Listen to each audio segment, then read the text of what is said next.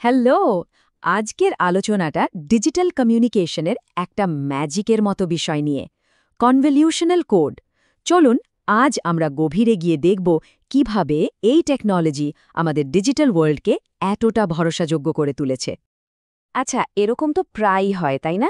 ফোনে কথা চলছে, অথচ সিগন্যাল বার প্রায় দেখাই যাচ্ছে না। কিন্তু দেখুন, কথা একদম ক্লিয়ার। এটা হয় কি করে? এটা কিন্তু কোনো ম্যাজিক নয়। এটা হলো একেবারে নিখুঁত ইঞ্জিনিয়ারিংয়ের একটা অসাধারণ উদাহরণ। আসল রহস্যটা কিন্তু সিগন্যালের শক্তি বাড়ানোর মধ্যে নেই। আসল খেলাটা হলো সিগন্যালকে আরও স্মার্ট করে তোলার। আর এই স্মার্টনেসটা কোত্থেকে আসে, সেটাই আজ আমরা ভাঙব। এ পুরো ব্যাপারটার মূলে রয়েছে একটা জিনিস, যার নাম কনভলিউশনাল এনকোডার। আর এর আসল সুপারপাওয়ার কি জানেন? এর মেমোরি। হ্যাঁ, ঠিকই শুনছেন। এই কোডার কিন্তু অতীতের ইনফরমেশন মনে রাখতে পারে। আচ্ছা, তফাৎটা বোঝার জন্য এই তুলনাটা দেখা যাক। একদিকে আছে ব্লক কোড, যেটা অনেকটা একটা সাধারণ ডিকশনারির মতো। প্রত্যেকটা শব্দকে আলাদা আলাদা করে দেখে, আগের বা পরের শব্দের সাথে এর কোনো সম্পর্ক নেই। কিন্তু অন্যদিকে কনভলিউশনাল কোড হলো একজন পাকা গল্পকারের মতো। সে শুধু বর্তমান লাইনটাই বলে না, গল্পের আগের অংশে কি হয়েছে সেটাও মনে রাখে। আর এই মনে রাখার ক্ষমতাটাই কিন্তু আসল গেম চেঞ্জার। তো প্রশ্ন হল, এই মেমোরিটা কাজ করে কি করে?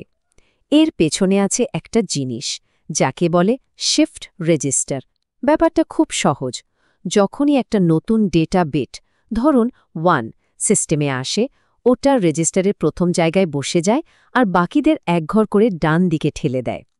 এরপর এনকোডার কি করে?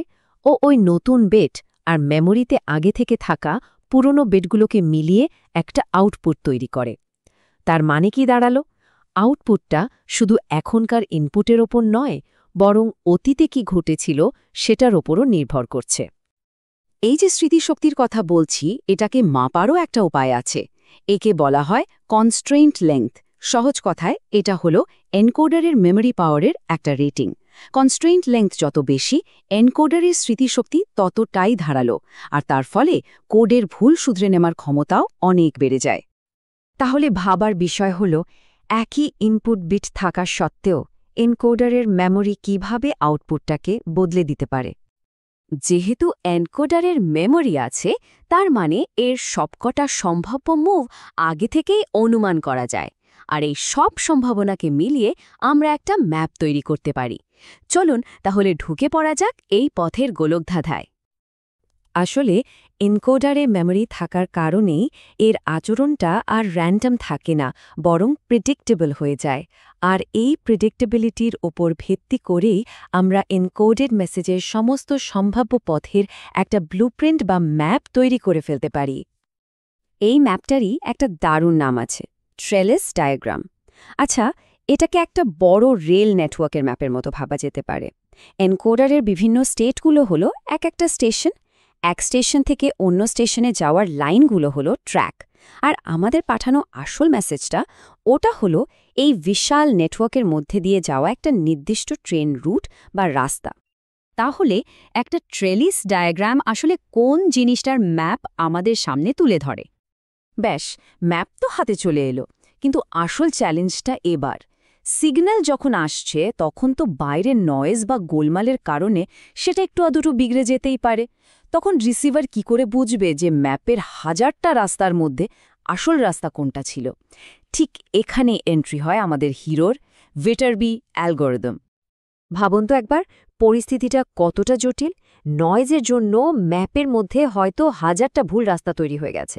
তার মধ্যে থেকে ওই একটা মাত্র সঠিক রাস্তা খুঁজে বের করা, এর জন্য তো একটা দারুণ বুদ্ধিমান অ্যালগরিদম লাগবেই, তাই না? ভিটারবি অ্যালগরিদম কাজ করে একদম একজন শার্প ডিটেকটিভের মতো। প্রথমে ও নয়েজ মেশানো বিকৃত সিগন্যালটা হাতে নেয়। তারপর ট্রেলিস ম্যাপের প্রত্যেকটা সম্ভাব্য রাস্তার সাথে ওই পাওয়া সিগন্যালটাকে মেলাতে শুরু করে। আর এই মেলানোর কাজটা করে হ্যামিং ডিস্টেন্স দিয়ে, মানে সোজা কথায় কটা বিট অমিল আছে সেটা গুনে। যে রাস্তার সাথে অমিল সবচেয়ে কম, অর্থাৎ যার কস্ট সবচেয়ে কম, সেই রাস্তাটাকে ও বাঁচিয়ে রাখে আর বাকিগুলোকে বাদ দিয়ে দেয়। এই প্রক্রিয়াটা চলতে থাকে শেষ পর্যন্ত। আর শেষে যে একটা মাত্র রাস্তা টিকে থাকে, সেটাই হলো আমাদের আসল মেসেজ। আর ঠিক এভাবেই আমাদের ফোন দুর্বল সিগন্যাল থেকেও পরিষ্কার ভয়েস উদ্ধার করে আনে।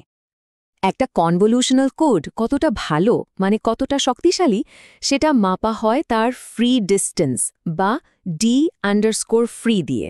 এটা কি? এটা হলো ট্রেলিস ম্যাপের যে কোনো দুটো আলাদা রাস্তার মধ্যে সবচেয়ে কম পার্থক্য। ফ্রি ডিস্টেন্স যত বেশি হবে কোডটার নয়েজের সাথে তত ভালো করে লড়তে পারবে। এটাকে একটা সেফটি মার্জিনের মতো ভাবতে পারেন। তাহলে যখন একটা নয়েজি সিগন্যাল আসে, ভিটারবি অ্যালগোরিদমটার মূল লক্ষ্যটা ঠিক কী থাকে? কনভলিউশনাল কোড নিঃসন্দেহে দারুণ, কিন্তু টেকনোলজি তো এখানেই থেমে থাকে না, তাই না? এর থেকেও কি পাওয়ারফুল কিছু বানানো সম্ভব? উত্তরটা হলো হ্যাঁ, আর সেটাই হলো টার্বো কোড, একটা সত্যিকারের পাওয়ার আপ। টার্বো কোডকে বুঝতে হলে ভাবুন একটা কেস সলভ করার জন্য একজন নয় বরং দুজন ডিটেকটিভ কাজ করছে। এখানেও ঠিক তাই, দুটো কনভলিউশনাল এনকোডার একসাথে কাজ করে, আর তাদের মাঝখানে থাকে একটা ইন্টারলিভার যা ডেটাগুলোকে একটু অদলবদল করে দেয়। ডিকোড করার সময় দুটো ডিকোডার একে অপরের সাথে কথা বলে, ইনফরমেশন শেয়ার করে, ঠিক যেন দুজন ডিটেকটিভ নোট মিলিয়ে কেসটা সলভ করছে, আর এর ফলে ভুল খুঁজে বের করার ক্ষমতাটা প্রায় পারফেক্ট লেভেলে চলে যায়। আর এই অবিশ্বাস্য ক্ষমতার জন্যই টার্বো কোড ব্যবহার হয় এমন সব জায়গায় যেখানে একটা ছোট্ট ভুলেরও কোনো ক্ষমা নেই। যেমন ধরুন আমাদের 3G, 4G, 5G network, satellite communication, এমনকি মঙ্গল গ্রহে পাঠানো রোভারের সাথে যোগাযোগের ক্ষেত্রেও। তাহলে একটা সাধারণ কনভলিউশনাল কোডের চেয়ে টার্বো কোডকে এতটা বেশি শক্তিশালী বানানোর পেছনের আসল কারণটা কি? বেশ, আমরা তো অনেক কিছু জানলাম, কিন্তু এই সব কিছুর আসল মানেটা কি? ভবিষ্যতের জন্য এখান থেকে আমাদের মূল শিক্ষাটা কি? চলুন একবার গুছিয়ে নেওয়া যাক। তাহলে একটা ডেটা বিটের পুরো যাত্রাটা একবার দেখে নিই। সমস্যা ছিল নয়েজ, যা আমাদের ডেটাকে নষ্ট করে দিচ্ছিল। সমাধান হিসেবে আমরা যোগ করলাম বুদ্ধিমান মেমরি। সেই মেমরি দিয়ে তৈরি করলাম সমস্ত সম্ভাবনার একটা ম্যাপ। সেই ম্যাপ থেকে সঠিক রাস্তা খুঁজে বের করার জন্য নিয়ে এলাম একজন গাইড বা পথ প্রদর্শক। আর কাজটা আরও নিখুঁত করতে দুজন গাইডকে একসাথে কাজে লাগালাম, আর ফাইনাল রেজাল্ট একদম পরিষ্কার, ভরসাযোগ্য কমিউনিকেশন। একটা কথা মনে রাখতে হবে, আজকে আমরা যা শিখলাম সেটা শুধু মোবাইল সিগন্যাল বা কমিউনিকেশনের মধ্যে সীমাবদ্ধ নয়।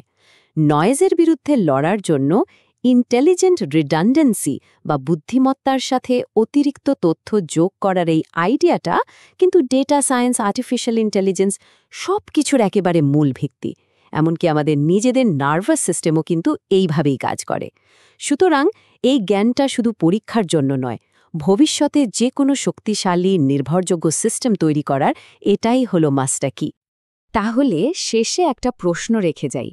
আজ ডেটা আমাদের দুনিয়ার লাইফব্লাড হয়ে উঠছে, তাহলে কোডিংয়ের নেক্সট জেনারেশন এই ডেটাকে শুধু নয়েজ থেকে নয়, ভবিষ্যতে সম্পূর্ণ নতুন চ্যালেঞ্জগুলোর থেকে কিভাবে বাঁচাবে? উত্তরটা হয়তো আজকের এই আলোচনার মূল নীতিগুলোর মধ্যে কোথাও লুকিয়ে আছে। ভাবতে থাকুন আর ভবিষ্যতের জন্য তৈরি হতে থাকুন।